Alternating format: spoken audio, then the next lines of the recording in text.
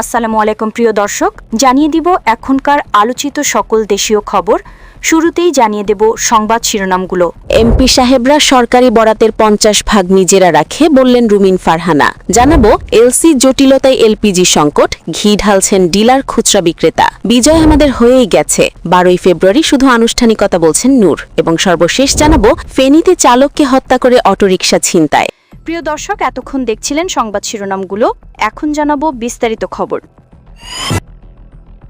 MP সাহেবরা সরকারি বরাদ্দের 50% নিজেরা রাখে, বললেন রুমিন ফারহানা। ব্রাহ্মণবাড়িয়া 2 আসনে স্বতন্ত্র প্রার্থী ব্যারিস্টার রুমিন ফারহানা এমপিদের দুর্নীতি ও বরাদ্দ আত্মসাতের কঠোর সমালোচনা করেছেন। তিনি বলেছেন, এমপি সাহেবরা সরকারি বরাদ্দের 50% নিজেরা রাখে, তাদের সহযোগীরা 25% নেয়, ঠিকাদাররা 20% পকেটে দেয় এবং মাত্র 5% টাকা কাছে লাগে। তিনি পানিশ্বর এলাকার ভৌগোলিক রাজনৈতিক গুরুত্ব ব্যাখ্যা করে বলেন, পানিশ্বরের জোয়ার সরাইয়ের আশুগঞ্জে ছড়ায়। পানিশ্বরের জনগণ প্রার্থীকে ভোট দিয়ে জিতালেই এমপি হয়। আমি এখানে সফল হব, আমার বাবাকে যেমন জিতিয়েছেন আমাকেও জেতাবেন। অসততার বিশদ বিবরণে রুমিন ফারহানা বলেন, এমপি চুরি না করলে সরকারি হোক বা বেসরকারি কাজে অসুবিধা হয় না। সরকারি ও স্বতন্ত্র এমপির বরাদ্দ সমান। এমপি যদি সৎ হয়, কোনো ঠিকাদারের বাপের সাধ্য চুরি করার। তিনি এলাকায় প্রবাসী সম্প্রদায়ের ভূমিকার কথা উল্লেখ করে বলেন, প্রবাসীরা দেশের ও গ্রামের অর্থনীতির চাকা চালায়, তাদের জন্য প্রশিক্ষণের ব্যবস্থা করা এমপিদের দায়িত্ব।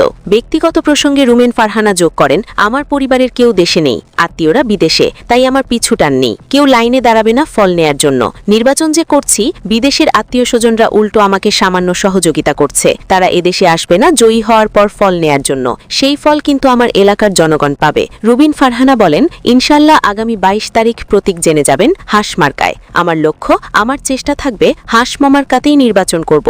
এলসি জটিলতায় এলপিজি সংকট, ঘি ঢালছেন ডিলার খুচরা বিক্রেতা। দেশজুড়ে গ্যাস সংকট চরমে, এলপিজি সিলিন্ডার এখন প্রায় দ্বিগুণ দামেও মিলছে না। সরকার বলছে সংকট সাময়িক, মজুদ পর্যাপ্ত।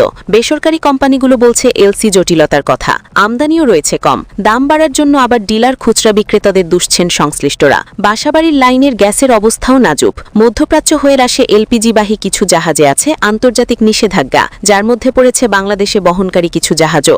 সঙ্গে যোগ হয়েছে এলসি জটিলতা। মূলত এ কারণে দেশের বাজারে সাময়িক এলপিজি সংকট চলছে। আমদানি কমায় সরবরাহ চেইনে তৈরি হয়েছে ঘাটতি।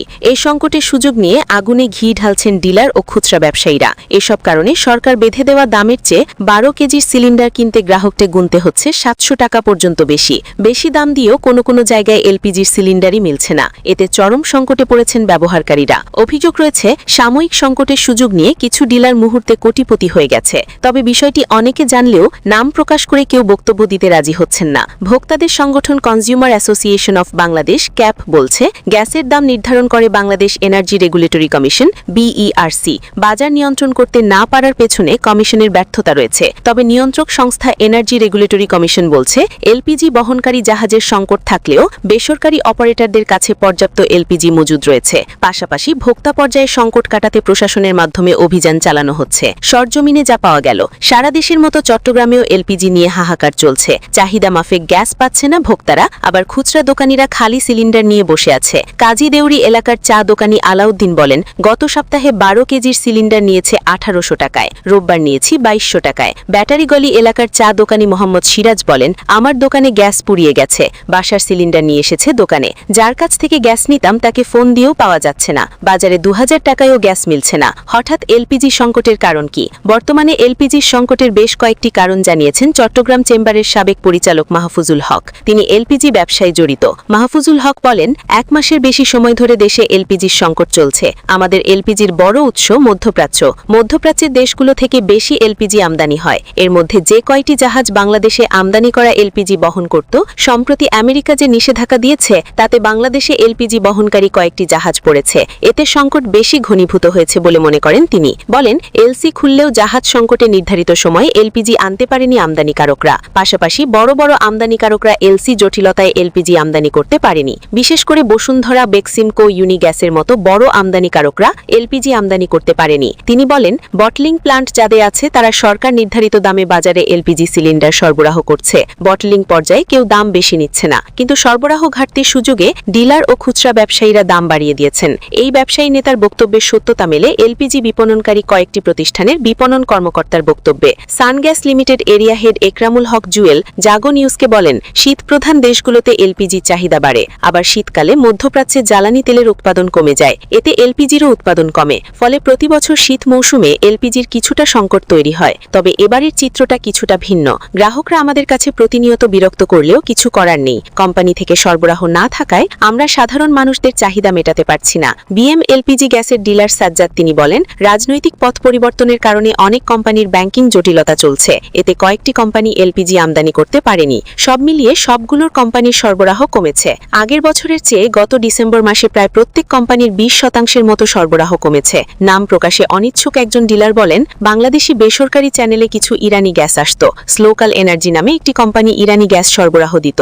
নভেম্বরে স্লো এনার্জির ওপর নিষেধাজ্ঞা দেয় আমেরিকা। এতে তারা আর এলপিজি সরবরাহ দিতে পারছে না, যার প্রভাবে দেশে সংকট তৈরি হয়েছে। তিনি বলেন, এলপিজি সেক্টরে কোনো সিন্ডিকেট নেই। এখন দাম বাড়ার অন্যতম কারণ হচ্ছে, আগে কোনো ডিলার 2 গাড়ি গ্যাস পেলে এখন 1 গাড়ি পেতে 3 থেকে 4 দিন লাগছে।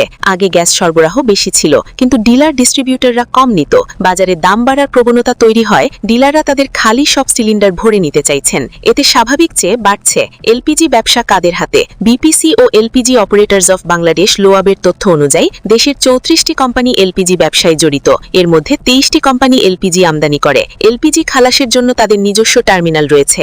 অন্যরা বড় আমদানিকারকদের কাছ থেকে কিনে শুধু বটলিং করে বিপণন করে। দেশের এলপিজির বাজার নিয়ন্ত্রণ করে মূলত বড় 10টি কোম্পানি। লোয়াবের তথ্য বলছে, 23 প্রতিষ্ঠানের কাছে আমদানির অনুমতি থাকলেও গত ডিসেম্বরে মাত্র 10টি কোম্পানি এলপিজি আমদানি করেছে। BM Energy, Omera, Fresh, I Gas, Jamuna, Petromax, Total Gas, Sena Kalyan, Delta ও সান। ব্যাংকের জটিলতার কারণে Bashundhara, Beximco, Unigas, Orion G Gas ও নাভানা ঋণপত্র খুলতে পারেনি। বিজয় আমাদের হয়েই গেছে। 12 ফেব্রুয়ারি শুধু আনুষ্ঠানিকতা বলছেন নূর। গণ অধিকার পরিষদের সভাপতি ও ডাকসুর সাবেক ভিপি নুরুল হক নূর বলেছেন, আমরা বলতে পারি বিজয় আমাদের হয়েই গেছে। 12 ফেব্রুয়ারি শুধু আনুষ্ঠানিকতা হবে। দশমিনা ও গলাচিপা আসনের প্রার্থী নুরুল হক নূর বলেন, আমি আপনাদের পাশে থাকতে চাই, আপনাদের নিয়েই কাজ করতে চাই। ধর্মীয় সামাজিক অনুষ্ঠানে বিএনপি, গণ অধিকার পরিষদ, আওয়ামী লীগ, জামায়াত সহ সব রাজনৈতিক ও ইসলামী দলের মানুষের একসঙ্গে অংশগ্রহণ আমাদের নৈতিক দায়িত্ব। তিনি আরো বলেন, দশমিনা ও গলাচিপা উপজেলাকে আমি একটি রোল মডেল হিসেবে গড়ে তুলতে চাই।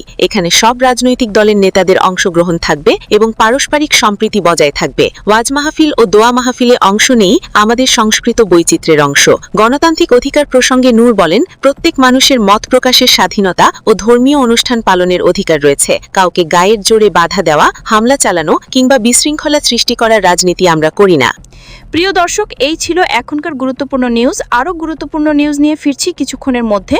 নিউজগুলো সবার আগে দেখার জন্য এই চ্যানেলটি সাবস্ক্রাইব করে আমাদের সাথে থাকুন। ধন্যবাদ।